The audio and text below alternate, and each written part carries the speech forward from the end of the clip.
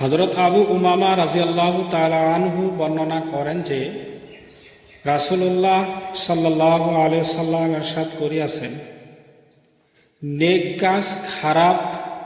মৃত্যু হইতে বাঁচাইয়া লও,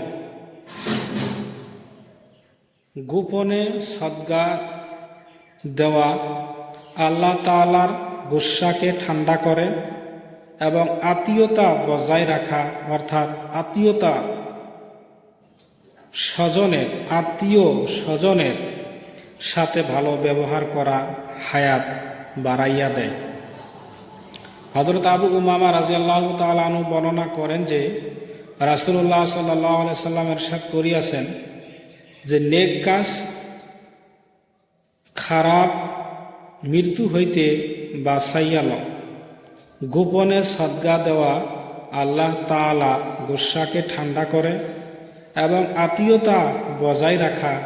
অর্থাৎ আত্মীয় স্বজনের সাথে ভালো ব্যবহার করা হায়াত বাড়াইয়া দেয়।